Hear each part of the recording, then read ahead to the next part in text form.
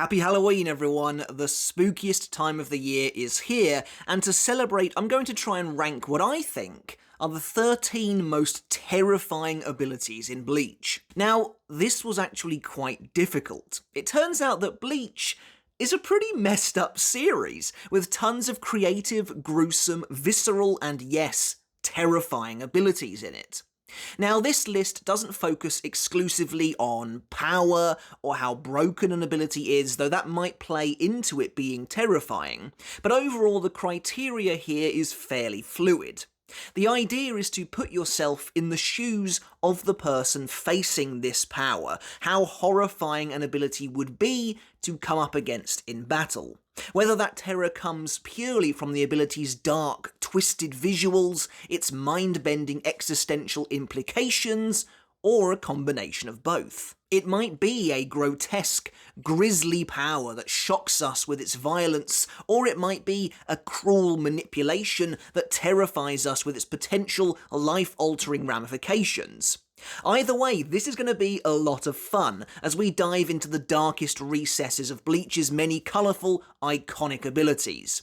And as always with lists like these, this is just my subjective opinion. I'd love to know what terrifying abilities you think I missed in the comments. So without further ado, let's get into it. Before we get started on the video, guys, if you haven't hit subscribe yet, make sure to do that now for more Bleach content like this every single week. And if you enjoyed the video, when you're done with it, make sure to give it a thumbs up as well to help support me and the channel. And if you want to take the support from me another step further, I do also have a Patreon as well. And as always, I want to say an enormous thank you and give a huge shout out to everyone supporting me there over on Patreon. I really do appreciate each and every one of you so very much. And yes, there will be spoilers for the as of yet unanimated sections of the 1000-Year Blood War arc of Bleach in the video to come. Now, before we tackle the list itself, there really were so many options at play here, just far too many to choose from. So, naturally, I wanted to pay respect to some of the abilities that didn't quite make the cut, with a brief look at some honourable mentions. Kaname Tosen's bankai, Suzumushi Tsukishiki Enma Korogi, plunges its victim into a world without the senses, surrounding them in a suffocating darkness. You can't see, you can't hear. It's a bleak, lightless fate, allowing Tosen free rein to deliver a devastating, killing blow as his enemy scrambles to desperately try and understand anything at all. Speaking of killing blows, Soifon's Nigeki Kesatsu also deserves a mention here. Coming up against an ability that you know has the power to kill you outright in 2 precise hits must be a pretty scary thing. Even Yoruichi looks terrified at points during their fight as she struggles to avoid Soifon's strikes. Every homonka appearing on Yoruichi's body, just another fatal weak point to now try and protect. Combining then Suzumebachi's power to guarantee death in 2 steps with Soifon's incredible speed and cunning creates a truly frightening force to reckon with. Switching over to the Quincy's, who will be appearing a lot on this list, we have a couple of the Bambis to contend with. The zombie's ability to turn you into a mindless slave is one thing, but it's the ease of which Giselle is able to force unwilling Gotei 13 officers to kill themselves that nets this power a mention here. A simple splash of her blood, and these men are all doomed, watching in complete horror as they raise their blades to their own chests. It's kind of weird then that this version of the zombie is never seen again. And our final honourable mention goes to Lil Toto Lampard's The Glutton for some wonderful, unexpected body horror. I think it's the sheer absurdity of this power's visuals that speaks to me. Lil Toto appears as just a young girl, but she's hiding a real darkness. Gotei 13 officers rightly screaming at the top of their lungs in terror at the sight of her mouth deforming like an alien creature, lolling open to reveal rows of razor-sharp teeth. It doesn't help as well that she turns out to be a cannibal, casually devouring Shinigami as they try to flee. Honestly, there are way more abilities than even those, but I had to cap it somewhere, or else this video would have lasted forever. But anyway, on to the actual list itself. Starting things off, the very nature of Kyoraku's bankai is revealed the moment he activates it. The world is blanketed by a thick veil of depressing, creepy darkness that brings with it a cold wind, the sensation of the chills affecting everyone in the nearby vicinity. Even Ichigo is horrified by the feeling of dread that washes over with the Reiatsu in the air, shocked to learn that it's an ability of Kyoraku's. Then there's the bankai itself. There's an argument to be made that it all happens too fast to be truly terrifying, but Leal, who by all rights is extraordinarily powerful, flails about desperately to try and understand what's going on as his body is destroyed, blood rupturing from every orifice before he's plunged into an abyss of water. We actively see this angelic messenger of God try and hurriedly escape to the surface, terrified as his resolve is drained from him by the ice-cold water, but to no avail.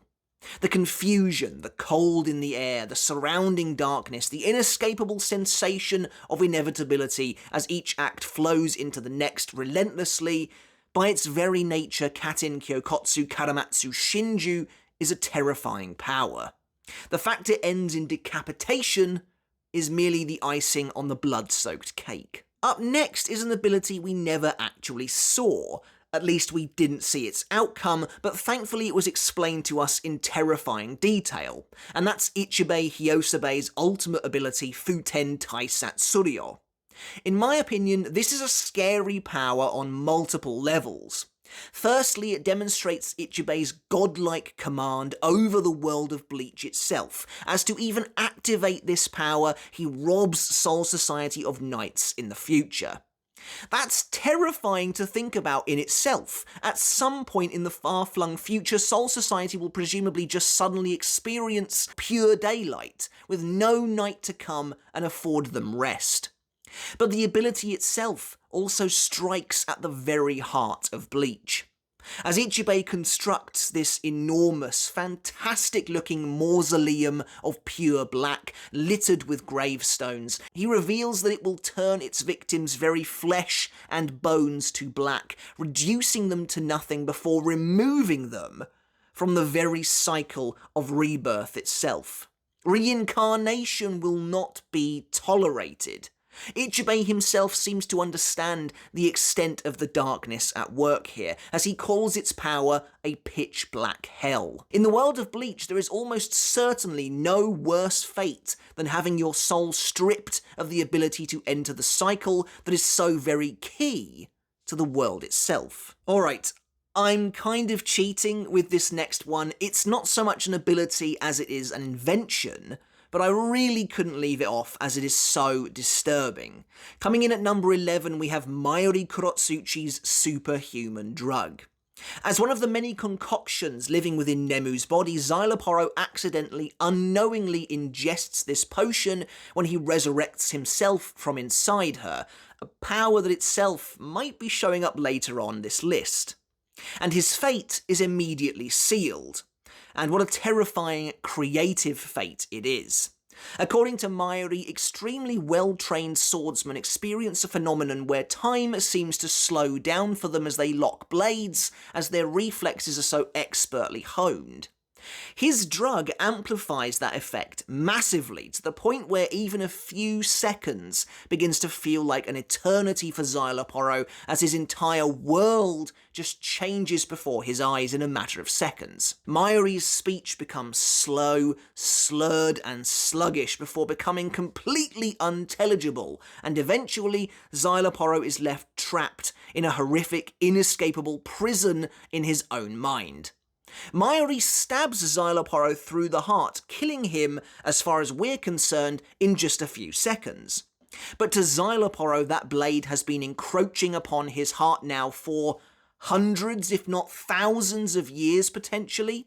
What really caps this moment off in my eyes and makes it truly scary is the wonderful bit of introspection we get, where in his own head, Xyloporo is at the very end of having experienced all of this massive passage of time. He's a withered, broken old man, the sun beating down on him from time who knows when, as he continues to endlessly wait out that final, blissful moment of death, at long last ending his misery. I mean, that is seriously scary, and while not technically an ability per se, I really thought it deserved a mention here. I'll be honest, as we kickstart our top 10, this next one kind of feels like an obligation in some ways.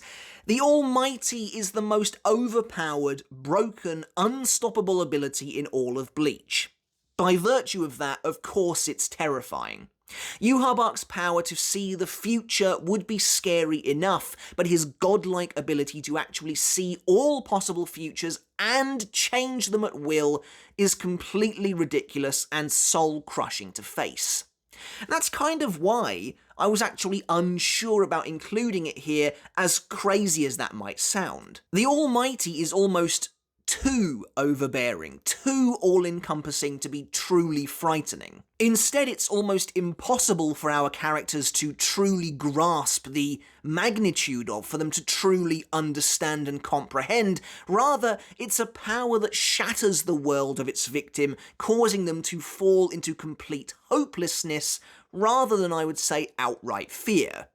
But I felt I had to pay this power its due respect. Certainly the way Yhwach uses it, threatening to hold it like a dagger over the heads of Ichigo and the others, is genuinely scary, waiting for them to live out their lives until their happiest moment in the future, at which point he will then snuff them all out. It's definitely twisted.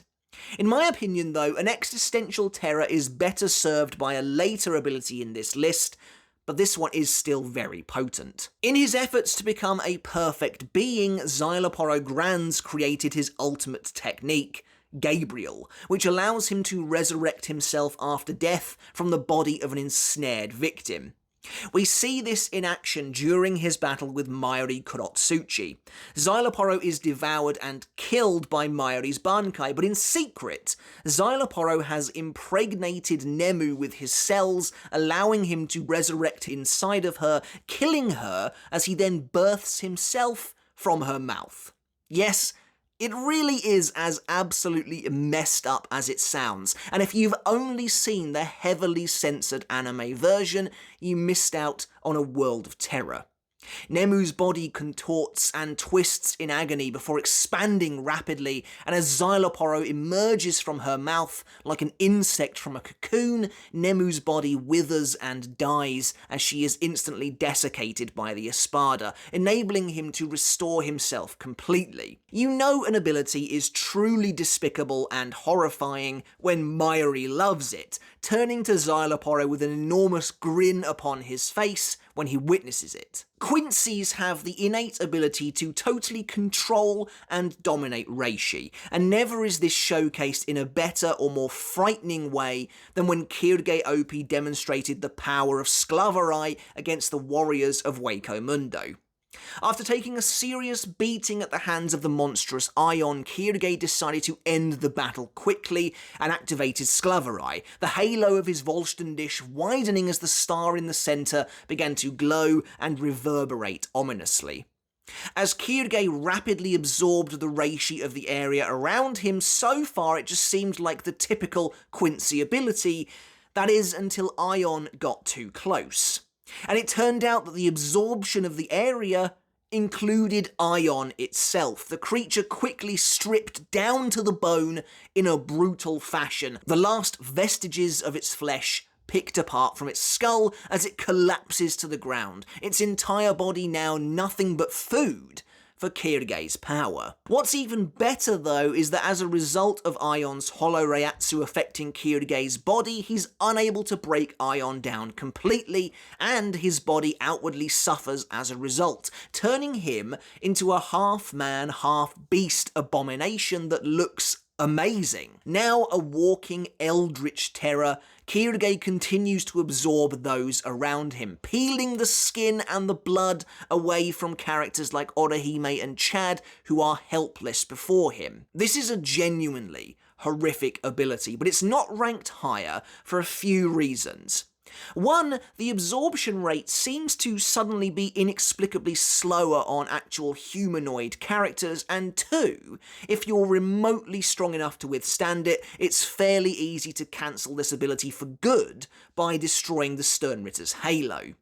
Still, this is extremely effective. On the page it looks visually wonderful and really gruesome, and in the source material this sequence does feel like a genuine horror show. Coming in at number 7 on the list, we have another terrifying ability that was quite hard to place, and that's, well, the fear itself. Asnod's shrift is of course terror personified, so it was always going to land a spot on the list. The question was where and why. It's perhaps the idea of fear distilled down to its most raw and basic form.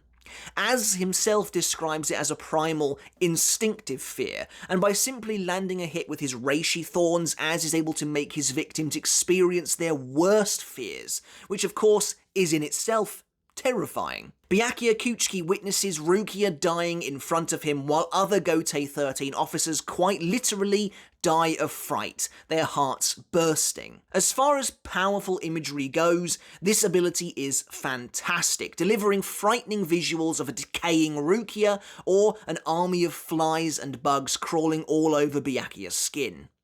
The fear itself is also embodied by Asnod himself and his transformations, including his ghastly Volsten dish, which includes some of the most depraved and excellent body horror that Bleach has ever seen, including Az becoming an actual skin suit dangling from the chin of an even bigger, more monstrous-looking Asnod. The only reason the fear isn't higher on the list, despite seemingly encapsulating everything this list is about, is because it is mostly surface level. It's not real.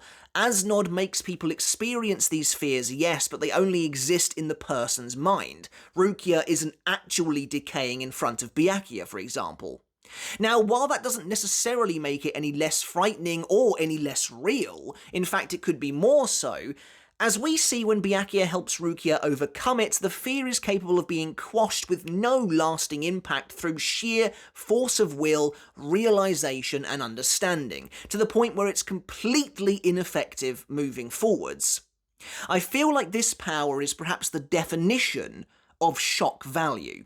It hits you hard initially, but if any character is given enough of a chance to really think about it, they're potentially able to best it. But still, it is undeniably terrifying to both behold and experience, and Asnod is the perfect arbiter of that. And in 6th place we have yet another shrift. Pernida Pankajaz's The Compulsory. A few years ago, I released a Halloween video ranking the most terrifying characters, and I foolishly forgot to add Pernida, though it was on the list. But this divine appendage wholeheartedly deserves its spot here. The Compulsory's unlimited evolutionary capabilities are frightening enough, and visually, I mean, the idea of a giant sentient hand with a huge eyeball in its palm is already pretty freaky, but Kubo goes the extra mile with Pernida in many ways. Whenever Pernida splits apart, be it by its own volition or as the result of an enemy attack, these severed parts then sprout eyeballs and bloodied fingers as a new, fresh body grows. Again, the body horror imagery is amazing here. It's grotesque seeing an eyeball spring open on a knuckle or watching wriggling tiny fingers emerging from the bloodied stump of a severed finger as a new Pernida is born. But that's not all. Perhaps the more immediate terror from the Compulsory is the way Pernida attacks its enemies with its nerves. And Kubo clearly enjoyed coming up with warped ways to injure people with this power, from Yoruichi's spiralling arm, her bones twisting and bursting out of the skin, to Senjumaru's entire corpse being crushed together and rolled into a messy ball of bone, hair and clothing. The Compulsory is a very visual type of terror, but it works extremely well. Alright, after those last few spots, we're leaving the Quincy behind for now as we enter the top 5 of this list. Yamamoto's bankai, Zanka no Tachi, is of course a truly terrifying power to behold in itself, and it speaks volumes that even just one of its disparate abilities can make this list. But that is the case here. Zanka no Tachi South Kakaju Manakushi Dai Sojin sees Yamamoto reach into the fires of hell itself to resurrect an entire army of charred skeletons to do battle for him. The visuals are, of course, on another level, as the sky darkens and the earth splits open and the undead rise to do Yamamoto's bidding.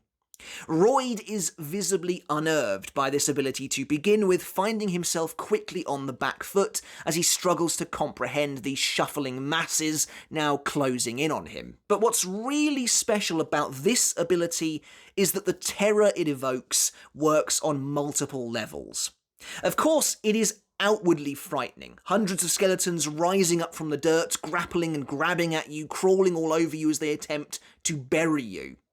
But more than that, it plays on the opponent's mind as well once you discover that these aren't just any old skeletons Yamamoto has conjured. They're all real people. They're all previous victims of his sword, Ryujin Jaka, reanimated to fight once more. Royd is horrified to recognise the charred faces of incinerated Quincy from 1,000 years ago, now fighting for their killer in death. Not only does this ability instill terror with its hellish visuals, but the sheer implication of the fact Yamamoto is resurrecting these Quincy is horrible to consider. As a Shinigami, it's his job to help souls pass on into the afterlife, but here he is actively denying them that peace, actively denying them that rest. Does this mean they've been stuck in limbo since their deaths, unable to reincarnate, merely waiting to heed their new master's call? For their sake, I hope that's not how it works. In fourth place, we have another ability that I found hard to rank. Gremmy Shrift the Visionary is similar to Yuha the Almighty in that it's just completely, incomprehensibly broken, but the Visionary is a little more direct, a little more visceral in its capacity to cause terror. Gremmy can simply turn imagination into reality, as we see him do many times during his battle with Kenpachi. And what's crazy about this ability is that terror can be found on both sides of the scale here. By imagining Yachiru's bones as cookies, we get this wonderfully grim scene where her entire arm just kind of crumples within her skin, collapsing beneath her weight. That's terror on an intimate, personal level, the look of horror in Yachiru's wide eyes evident. But then the Visionary is able to terrify on a massive scale too. The incredible wave of panic that ripples through the entire battlefield at the sight of the colossal meteor that threatens to obliterate everyone in the Seirete is palpable. The sheer enormity of what Gremmy can accomplish is what's truly scary here. He can do things no one would even believe, that no ability in Bleach should be able to do.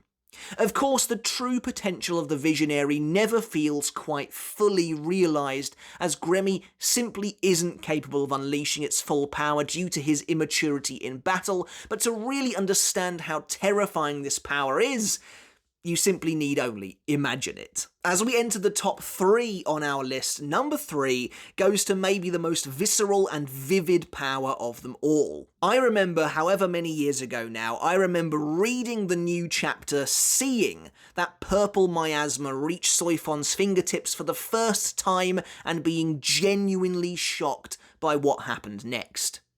Baragon's Respirar rots everything it touches to the bone, rapidly aging its victim in a ruthless fashion. Soifon's shrill, blood-curdling scream as she realises what's happening, the flesh on her arm being seared away by Baragon's power, is truly hair-raising. This is easily one of the most terrifying abilities in Bleach. Just imagine having to watch as your own arm is rotted to the bone before your very eyes. That same power threatening to then spread across your body, painfully decaying and killing your flesh until you are nothing more than a skeleton. Witnessing Baragon's power for the first time felt like Kubo had instantly raised the stakes.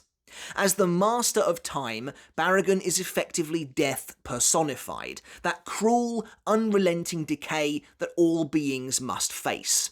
Only here, it is rapidly thrust upon you simply by being near Baragon or his deadly breath. It's a shame that Baragon existed in the Arrancar arc, where the villains weren't really given the room to shine that they needed. If Baragon had been a villain of the Thousand Year Blood War arc instead, you just know that scores of Shinigami officers would have been turned to bone before his power. Regardless, what we get is enough. A terrifying teaser of one of the series' darkest abilities. There was just something about Respirar that totally elevated it above the rest. Perhaps it was the imagery, the fact that Kubo didn't hold back, the fact that we could see Soifon's flesh eroding away as though scalded by some horrible acid. We saw Respirar turn buildings and telephone poles to dust, but we thought surely Soifon is fast enough to evade it, right? No. Even the anime realised this power was key to making us fear the top 3 Espada, as it wasn't really censored at all, certainly not to the degree I imagined it would be back in the day. Not only is this Baragon's best moment, but it's one of the best Espada scenes in Bleach. Frankly, the Espada were never scarier than when we saw Respirar in action for the first time. But in second place, we have a very unique ability, and definitely one of the most terrifying in the series. Interestingly, this power works in the inverse of almost every other power on the list, in that it doesn't affect its direct target personally, but it transforms their world as they know it. Of course, I am talking about none other than Tsukishima's Book of the End, a masterstroke in cruelty from Kubo that created one of the most existentially horrifying powers and scenarios in Bleach. Book of the End has the power to insert someone or something into a target's past, thereby affecting the present. So let's go back to what I said just a minute ago. Tsukishima's target here is Ichigo, but Ichigo is the only one he doesn't use Book of the End on. Instead, Tsukishima inflicts Book of the End's powers on Ichigo's friends and family, inserting himself as a person of note into their pasts. This means that all of Ichigo's closest friends and family suddenly believe that they personally know Tsukishima, and the most terrifying part of this power, unlike something like, say, Asnod's The Fear, is that this is all very real. It is actually happening. This is no illusion. Ichigo's world is completely destroyed, as all of these people that he loves and cares about suddenly believe they know his enemy personally and turn on Ichigo when he tries to protect them from him. In their eyes, Ichigo is now the monster, and this always felt to me like something Ichigo would never be able to come back from. His life would never be the same again, and that's what's really screwed up about it. Once Ginjo's plan was complete, Tsukishima was prepared to simply leave Ichigo in this black pit of despair, his friends and family forever changed, forever altered to see Ichigo in this new light. It's horrific, and Ichigo undergoes the correct reaction, completely freaking out and almost collapsing in on himself in one of the series' most traumatic and extreme sequences. Book of the End's true scope is almost difficult to comprehend, but I think Kubo does a good job. Tsukishima is able to essentially change the lives of his victims with a single slash. Although it's difficult to truly appreciate the depth of this depravity in the source material, you have to understand that for characters like Tatsuki or Keigo, their 17 years of life so far have now been totally upended with a single hit from Book of the End. Yet to them, this is all natural, this is all real, this is all they've ever known. Book of the End is a stroke of genius, in my opinion, from Kubo, and was single-handedly the reason the end of the Lost Agent arc was so impactful and so memorable. But what could be more frightening, more terrifying than the devil you can see, than the evil unfolding right in front of you? Well, how about the devil you can't see?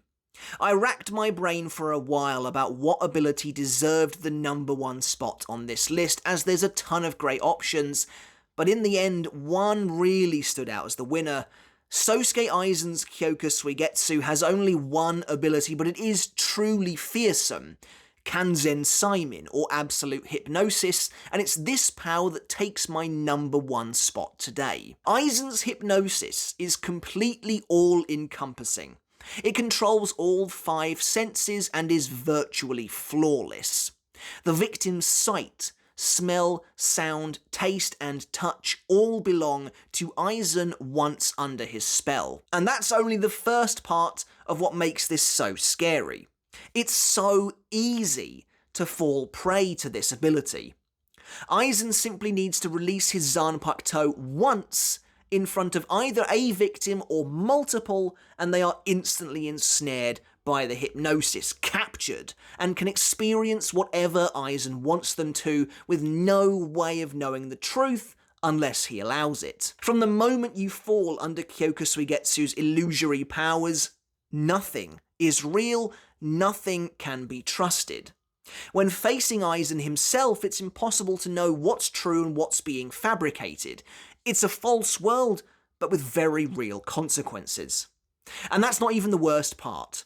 The true terror comes from the depth and scope of Absolute Hypnosis's grasp. Shinji Hirako and everyone else around him were under the influence of Kyoka Suigetsu during Turn Back the Pendulum, and no one was ever any the wiser. Aizen is able to operate in total secrecy thanks to this power. He completely swaps places with a random man for who knows how long, and Shinji has absolutely no idea that this total stranger is walking behind him. In a flash, Shinji's entire world is annihilated by this revelation and turned upside down. What's true? What's a lie? Has everything he's experienced with Aizen to now been completely false?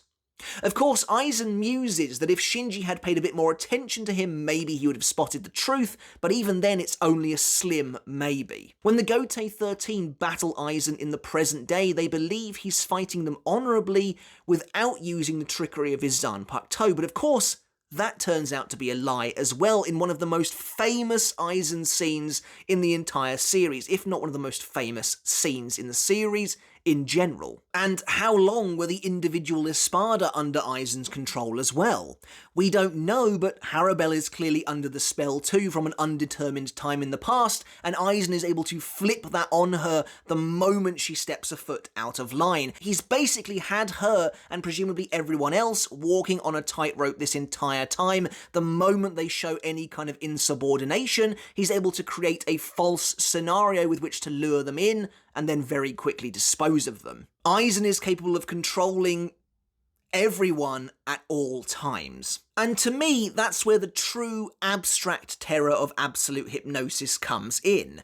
Once you fall under Aizen's spell, you are trapped there for the rest of your days.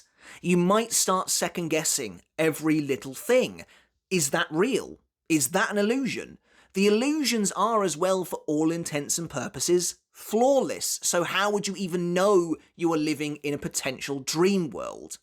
It's enough to make a person mad, and in my mind it's that incredible all-encompassing limitless power of total obfuscation and control that makes Kanzen Saimin or Absolute Hypnosis the most terrifying ability in Bleach. But that's it for the video, guys. As always, I really hope you enjoyed it. Make sure to let me know your thoughts and your own rankings down in the comments below. Were there any terrifying abilities you think I missed off that absolutely deserved a spot on the list here? I'm sure there probably were. As I've said many times at this point, there are absolutely loads of truly disturbing, horrific powers in this series, but that's probably partly why we all love it so very much. But again, I hope you enjoyed the video. Let me know your thoughts on my ranking down in the comments below. Make sure to hit subscribe if you haven't done already. Give the video a thumbs up if you enjoyed it. And I hope everyone has a safe and amazing Halloween. And until next time, I'll catch you later. And I'll see you then.